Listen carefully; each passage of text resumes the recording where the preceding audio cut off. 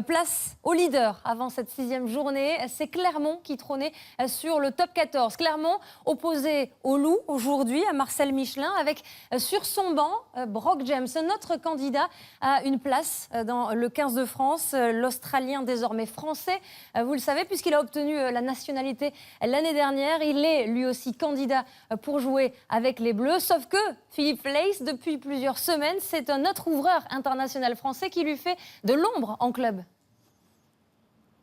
Et oui, il y a comme une passation de pouvoir en ce début de saison du côté de Clermont. L'international français dont vous parlez, il s'agit de Camille Lopez. Parce qu'avec l'arrivée de Lopez à Clermont, c'est un petit peu le Loup qui est dans la bergerie auvergnate. Et Camille Lopez était donc titulaire pour la 4e fois cette saison. Pour la 3e fois d'affilée, il est en train de prendre ses marques dans cette équipe de Clermont. Et ça se confirme en début de match avec une première pénalité dès la 6e minute. C'est Clermont qui ouvre le score 3-0. Clermont qui se montre réaliste. Une incursion, 3 points. Pourquoi ? Eh bien parce que les Lyonnais perturbent l'alignement des hommes de Jono Gibbs. Les Lyonnais qui sont bien entrés à leur tour dans ce match et qui confirment avec ce drop claqué par Stephen Brett à la demi-heure de jeu.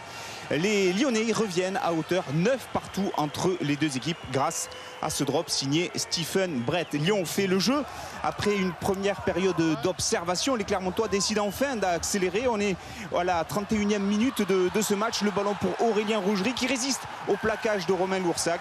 Et c'est le 89e essai sous le maillot auvergnat pour Aurélien Rougerie qui inscrit donc le premier essai de Clermont qui se détache en cette fin de première période pour mener 16-9 puis 19-12 en faveur de Clermont. Lyon est dans la roue des Clermontois avec 7 petits points de retard, mais voilà, en deuxième période Clermont met la main sur le ballon, impose des temps de jeu à l'image de cette action qui va durer pratiquement 2 minutes. Alors on vous a fait des ellipses pour constater cette même mise clermontoise sur ce match avec Lopez qui peut passer les bras pour trouver du soutien, celui de Lapendrie. On conserve le ballon, on multiplie les temps de jeu. La défense de Lyon est pourtant bien en place, mais voilà, à force de user, à force de taper, eh bien, les Clermontois finissent par trouver la clé avec ce ballon écarté par Abendanon qui décale Benson Stanley, le crochet sur Ratouvou, et c'est le deuxième essai des Clermontois. Apprécier les gestes, la technique individuelle. On a vu Chouli.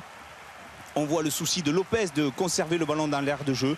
Le relais, le point d'appui, le pivot d'Aurélien Rougerie. Et puis derrière, le jeu qui se déploie jusqu'à cet essai signé Benson Stanley. 51e minute de jeu.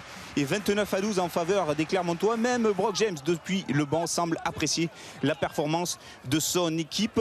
La 60e minute, on continue. On prend les mêmes presque et on recommence avec encore une fois des temps de jeu multipliés par les Clermontois, le jeu en permanence qui peut rebondir malgré quelques approximations, mais là encore le geste juste, celui de Sébastien Vahamaina pour décaler Oulougia.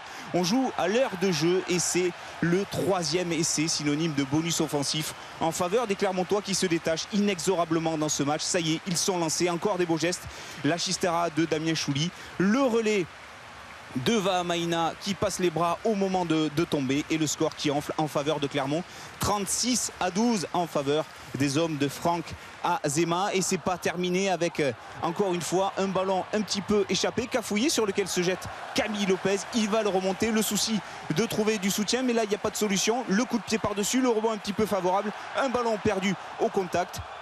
Avantage en cours en faveur de Lyon. Le jeu qui continue. Fabrice Estebanez qui essaie de trouver une solution dans cette défense pourtant bien replacée des Clermontois. Le ballon pour Loré, Ratouvou, Matadigo, et c'est Vahamaina qui fait tomber le ballon des bras de Matadigo. Le soutien de Tawalo qui retrouve intérieur qui. Eh bien c'est Fritz Lee qui a suivi la continuité du jeu à 13 minutes de la fin.